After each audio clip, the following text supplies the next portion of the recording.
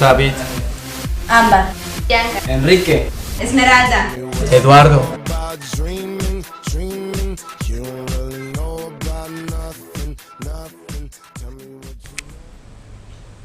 Buenos días, hoy les presentaremos este tema que vamos a comenzar con el tema de administración.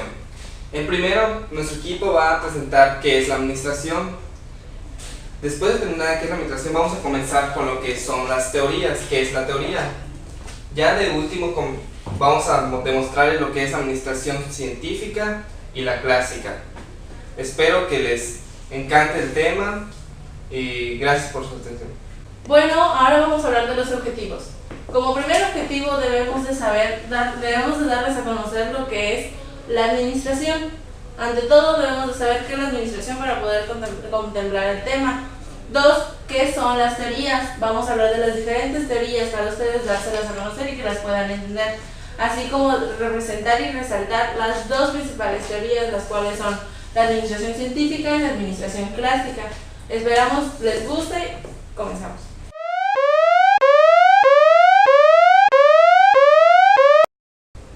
Buen día, chavos, mi nombre es Karen y el tema de hoy es el siguiente. La administración es una ciencia.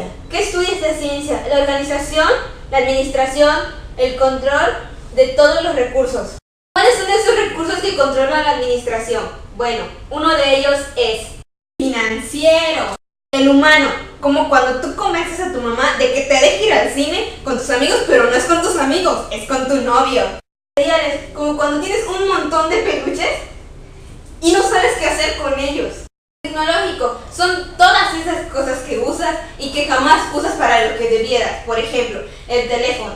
Según, pues te sirve para hablar a tu mamá, pero jamás le hablas.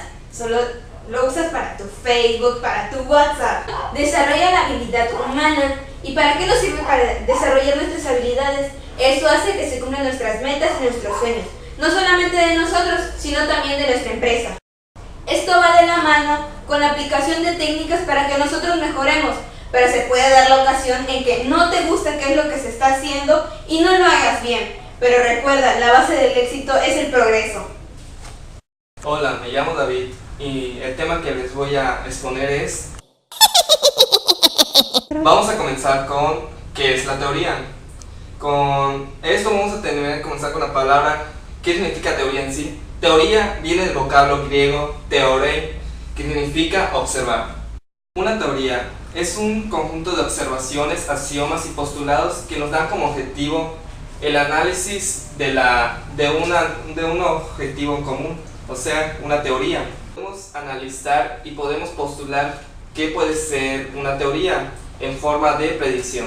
Por lo general, los humanos siempre han buscado crear teorías para poder lograr saber lo que ellos no pueden comprender, como sería saber cómo es el comportamiento del animal, las cosas que no tenemos, como han sabido los extraterrestres, otros planetas. Entonces el humano, para llenar su sed de conocimiento y su hambre, crea las teorías. Antes de todo, una teoría siempre tiene que tener un cierto nivel de credibilidad. En pocas palabras, bueno, voy a hacer una prueba con una oveja. Mira, tengo un objeto inanimado. Mi teoría va a ser que si suelto esta oveja, va a flotar. Vamos a ver si mi teoría es verdadera o incierta. Como vemos, mi teoría fue falsa. La oveja no flotó. Entonces vamos a decir que esta teoría no tiene nada de realidad y la vamos a descartar. Bueno, como ya saben qué es una teoría, vamos a ver los tres tipos de teorías que existen, que es la descriptiva, la predictiva y la explicativa. Vamos con ellas. Bueno, la descriptiva habla sobre las diferentes características que tiene una persona, un grupo o un acontecimiento determinado. Por ejemplo, ustedes ya saben que es una teoría, podemos hablar sobre la teoría de la gravedad. Esta tiene sus características. Por ejemplo, tiene que haber un cuerpo, tiene que haber un lugar específico para experimentar y también tiene que haber una persona el cual va a definir el experimento. La número 2 es la explicativa. La explicativa se refiere a la relación que hay entre diversos fenómenos. A fenómenos me refiero a algo sobrenatural o algo que nos llama a la atención a nosotros los humanos. Ya puede ser como el agujero negro, que hace cosas que a nosotros nos sorprenden. La última, la más poderosa, es la teoría predictiva. Esta define relaciones entre diferentes fenómenos. Entre significados que tiene la palabra teoría, podemos definir una de estas. Puede ser el conocimiento que tenemos sobre alguna cosa, y esta se basa mejor dicho, entre la suposición de algo como una hipótesis y no en la experiencia o en la experimentación. Otro significado podría ser el conjunto de leyes o razonamientos que intentan explicar un fenómeno determinado. Hola, mi nombre es Priscila. Soy Bianca. Y hoy les vamos a hablar de... ¿Por qué se le denomina administración científica? La administración científica se debe a la aplicación de los diferentes métodos de la ciencia a través de la administración para mejorar lo que es su eficacia industrial. Podemos destacar dos diferentes métodos, los más importantes, los cuales pueden ser la observación y la medición. ¿De dónde viene este término? Viene de la Escuela de Administración Científica, dado por el ingeniero y mecánico Frederick Taylor. ¿Quién es Frederick Wilson Taylor? Bueno, Frederick Wilson Taylor, 1856-1915, es quien fundó la administración científica. Este nació en Filadelfia, Estados Unidos. Procede de una familia con principios muy rígidos y fue educado con disciplina. Bueno, él empezó su vida laboral como obrero en 1878, primero como supervisor, luego como capataz y por consiguiente jefe de taller. Y en ese tiempo estaba muy de moda el pago por piezas o por tareas. Como ya les había mencionado antes, en esa época donde Frederick Taylor fue jefe de taller, pagaban por pieza o por tareas. Qué sorprendente, ¿no? Porque ahora nos pagan en dólares, en euros, en moneda nacional, y en diferentes lugares pues es muy diferente el pago. Bueno, pues gracias a los problemas de estos que estaban en esa época, Frederick buscó implementar soluciones científicas a los problemas de la administración. ¿Para qué? Para que los trabajadores alcancen la eficiencia y para que la empresa se vuelva más productiva. Ahora vamos a hablar de los tres delimitantes de la producción. Primero tenemos sofismas, el cual era que los obreros pensaban que por la traída de nuevos materiales se les iba a despedir, es decir, se les haría menos, por eso evitaba lo que era la producción. Por otro lado tenemos los deficientes de administración, es decir, los obreros tenían mucho lo que era la holgazanería, es decir, veían a sus demás compañeros no trabajar, entonces al ver que ellos no trabajaban, pensaban, ¿por qué yo lo voy a hacer? No lo tengo por qué hacer. Entonces de ahí se iba creando poco a poco lo que era la holgazanería. Por último vamos a hablar de los métodos empíricos, es decir, Taylor se dio cuenta que los obreros eran más observativos. Esto lo que hacían que al poder aprender de los vecinos, de los cuales utilizaban diferentes métodos científicos no muy probables ni muy acertados, pero veían que a pesar de los diferentes aprendían un poco más. Para Taylor, la gerencia adquirió nuevas atribuciones y responsabilidades descritas en los 4 principios siguientes, de los cuales le voy a hablar cada uno y les voy a ir explicando en qué consiste cada uno.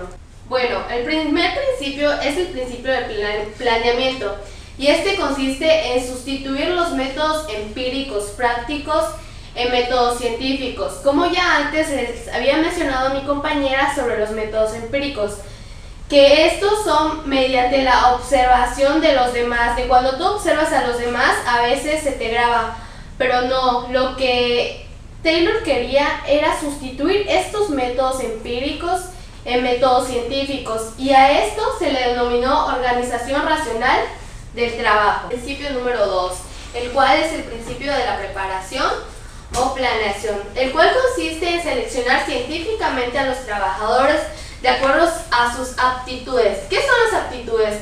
Las aptitudes son las cualidades de cada trabajador, lo que lo distingue a hacer algo bien, algo que le salga pues bien, algo que él sabe hacer bien. Un ejemplo claro sería una persona que es muy buena en matemáticas. Esa persona tiene esa aptitud, esa cualidad de que es buena en esa materia, en esa parte. Y esto los seleccionaban de acuerdo a sus aptitudes y los preparaban, los entrenaban para que esos puedan producir más y mejor. Bueno, para controlar o supervisar de que esté siendo ejecutado de acuerdo al plan previsto o a las normas previstas. Y para esto se haría un tipo feedback, una retroalimentación, pero que esté bajo una supervisión, y así el jefe se dará cuenta de que ese empleado está, ¿cómo les diré? Está yendo de acuerdo a lo previsto, de acuerdo a de cómo realizar sus tareas. Y por último, el 4, el principio número 4, que es el principio de la ejecución. Este consiste en distribuir equitativamente las tareas, no que yo voy a hacer menos porque yo soy el jefe. No es así. Es de que si yo que soy el jefe voy a hacer esto, igual mi trabajador lo va a hacer. Debe de ser algo muy equitativo, para que así los obreros no sientan la carga, y además la tarea se les debe de distribuir hasta la parte administrativa, para que así entre todos se logre adquirir esa eficiencia y el trabajo sea más equitativo, sea un ambiente muy laboral muy bueno, y de esto trata los 4 principios. Ahora vamos a hablar de las ventajas de la administración científica. Son 1. Mayor especialización. 2. Mayor eficiencia del personal. 3. Trabajo planeado y no accidental. 4. El trabajo manual se cambia por el intelectual. Ahora las desventajas. 1. Había la dificultad para localizar y fijar la responsabilidad, es decir, esto dañaba la moral de los trabajadores, y la violación de mandos, es decir, esto ocasionaba conflictos y pleitos entre los trabajadores y los directivos. ¿Sabías que Emerson popularizó la administración científica y desarrolló los primeros trabajos sobre selección y entrenamiento en los empleados? Y Henry Ford fue uno de los primeros en hacer incentivos salariales. E igual, los esposos Gilbert, más bien conocidos como el padre de los movimientos, estudiaron de los movimientos dentro de una empresa. Al igual, desarrollan el diagrama de flujo y el diagrama de procesos. ¿No lo sabían? Bueno, pues ahora ya lo saben. Hola, muy buen día, mi nombre es Josué y hoy les vengo a presentar un tema muy interesante, que es... Ahora veremos cómo inició la administración.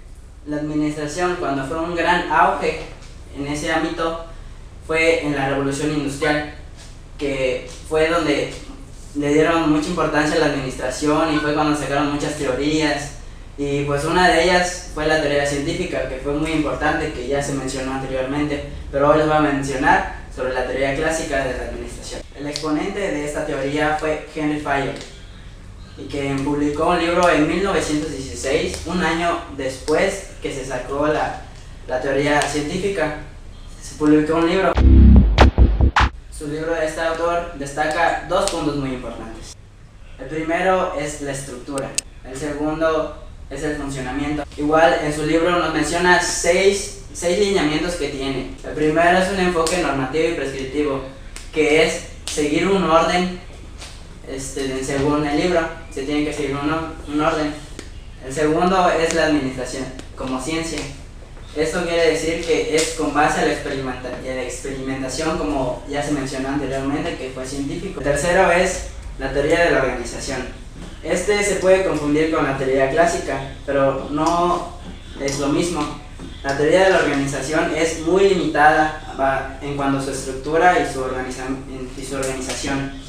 En cambio, la teoría clásica va aunado o abonado a lo que es la teoría de la organización y es mucho más amplio. El cuarto punto es división del trabajo y especialización. Bueno, esto es solo delegar responsabilidades. El jefe delegó responsabilidades a los empleados para que puedan hacer sus labores. El quinto es el concepto de línea de staff. Bueno, aquí se abarca de los niveles jerárquicos más altos y los niveles más bajos. Y número 6, que es coordinar. ¿Qué es coordinar? Que todos vayan al mismo paso, o sea, que todos los de la organización puedan ir al mismo paso. Ahora vamos a definir lo que es administración según Fayol. Fayol definía en 5 conceptos. El primero es planear. Planear es visualizar el futuro, realizar programas de acción. El segundo es organizar. Organizar es que todo vaya de acuerdo estructurado a la empresa, o sea que cada cosa vaya en su lugar, tanto el personal como el material. El tercer punto, que es dirigir. Dirigir es guiar, que el jefe vaya guiando, que el jefe vaya haciendo órdenes y que se cumplan. El cuarto punto es coordinar. Coordinar, como ya les había mencionado, que es ir todos al mismo paso, haciendo uno mismo, como un reloj. Controlar. ¿Qué es controlar? Controlar es verificar que todo suceda de acuerdo a las misiones, a las visiones, a los objetivos. Verificar si todo está saliendo bien y cuánto ya avanzaron. Buen día, mi nombre es Ámbar y yo le voy a hablar sobre los 14 principios generales de la administración sobre la teoría clásica de Henry Fayol. El número 1, la división del trabajo. Esta se especializa en tareas y en las personas para aumentar la eficiencia. 2. Autoridad y responsabilidad. La autoridad es derecho a dar órdenes y recibir obediencia. 3. Los jefes y los subordinados. Los jefes estipulan las normas y los subordinados deben de cumplir con ellas de manera eficiente y eficaz. 4. Unidad de mando. Cada empleado debe tener un solo jefe directo. 5. Unidad de dirección. Cada jefe debe de tener un plan estipulado para poder dárselos a conocer a sus simples subordinados. 6. Subordinación de los intereses individuales a los generales. Esto quiere decir que poner los intereses generales antes de los personales.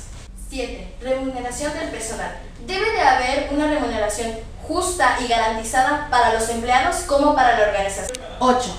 Centralización. Es la concentración de la autoridad en la cúpula de la organización. 9. Cadena de escalar.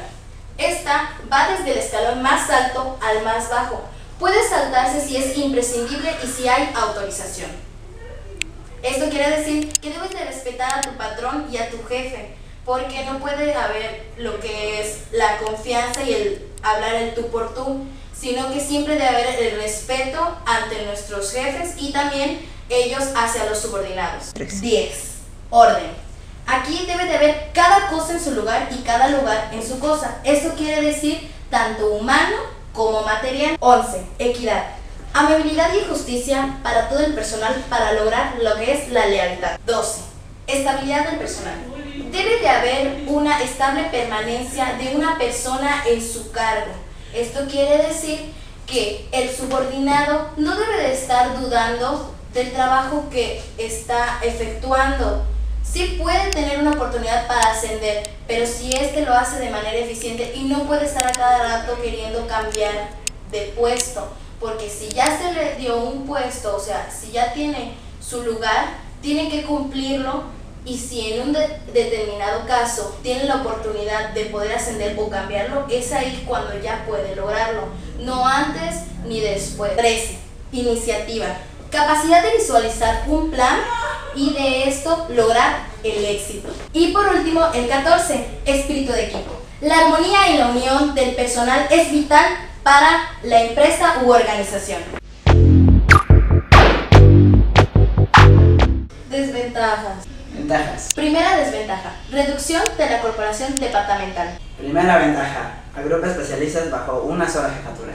Segunda desventaja, crea barreras en los distintos departamentos. Segunda ventaja, se basa en el principio de la especialización ocupacional. Tercera desventaja, dificulta la adaptación y la flexibilidad respecto a los cambios externos. Tercera ventaja, sirven las circunstancias estables de pocos cambios.